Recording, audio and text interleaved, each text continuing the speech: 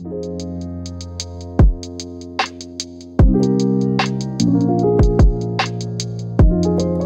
guys, welcome back to the Pressing Matters. I'm Scott. Thank you for tuning in and thank you for subscribing if you haven't already. Please hit the subscribe button so you'll be able to get all the new content that's coming this way. Today we're going to be taking a look at the Acoustic Sounds Verve Series release of Bill Evans' Trio 64.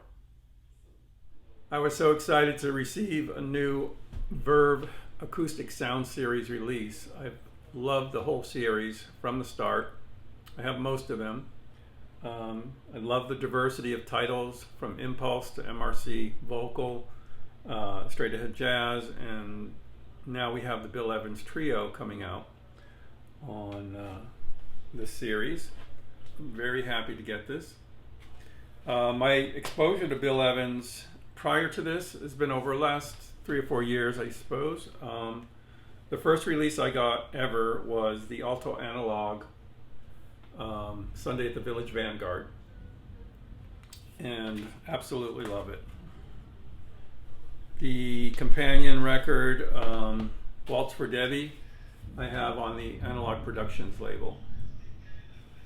When the One Steps came around, I picked up Sunday at the Village Vanguard, which, as you can see, is still sealed. Probably will open that soon. And their other release, Portrait in Jazz. So I have a little bit of background on Bill Evans, not a lot, but I know I did adore the Village Vanguard recordings and got a good taste of what Bill Evans is all about.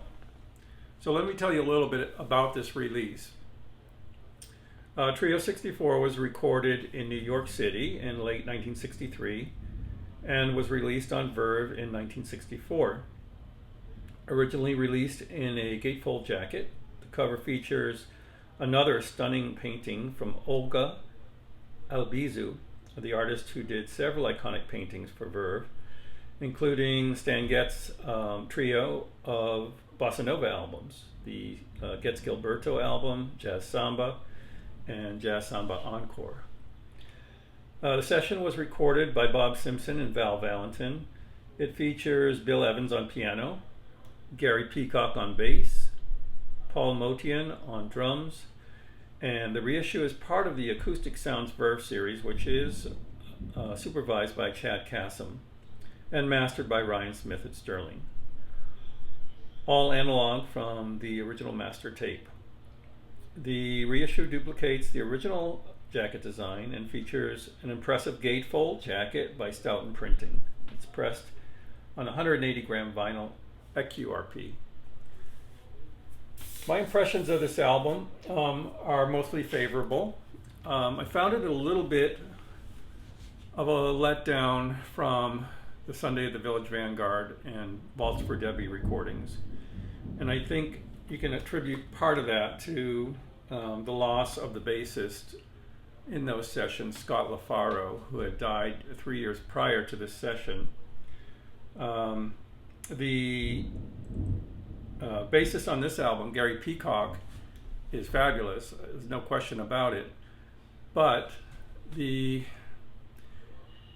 interplay of the musicians doesn't seem to be as cerebral as on the Sunday Village Vanguard and Waltz for Debbie recordings. You know, a term that gets tossed around a lot with Bill Evans in his trio setting is telepathy. And I can sense the telepathy strongly on the Village Vanguard recordings. A little bit less so on Portrait in Jazz, but still an excellent record. And this Bill Evans Trio is an excellent record as well. Just a little step below the magic of those earlier recordings. And I think he probably came into his own with this new trio and other groups as time went on. But I have yet to explore the later period. I'm looking forward to Trio 65, which is going to be coming out later this year. So the program is a mix of classics, standards, Tin Pan Alley type songs, Asleep and Be, I'll See You Again, Dancing in the Dark, Everything Happens to Me. I mean, classic songs. And he also adds a holiday song, Santa Claus is Coming to Town, which surprised me, but when I read that it was released in December, I wasn't that surprised. It was appropriate for the season. And I thought I would hate it, but actually it's actually pretty good. He takes it in a totally new direction, and you can sense the melody and recognize it, but it's a totally brilliant take on it. There's many highlights in the record. I think one of the first things that jumps out when you're listening to side one is the bass solo on Asleep and Be. Very articulate and well-defined bass. It seems to be an improvisation. But overall, I found the sound a little bit lacking in the piano. Doesn't seem to be as well-rounded, well-defined as the earlier albums, even though those are in a live setting. But overall, it's still a very good album. I would say, it's probably, I would rate it probably fourth in this batch, but still absolutely worth having. And I could highly recommend it. The pressing is fantastic. There was no issues at all with the pressing, and I think Stout and outdid themselves with this gatefold. It is gorgeous. It is like handling a piece of glass. It's so glossy. The reproduction on the painting is great too. But yeah, I think it's a solid release. I think if you're a Bill Evans fan, you would love it.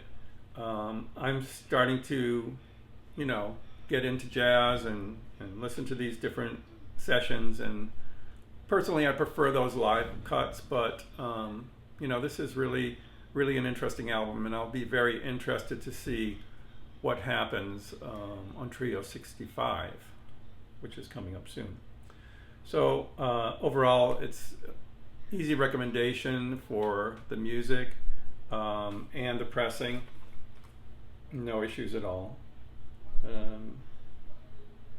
Just bear in mind that if you are used to that combination with Scott LeFaro, those live recordings, you may find it a little bit underneath the level of that, but overall excellent.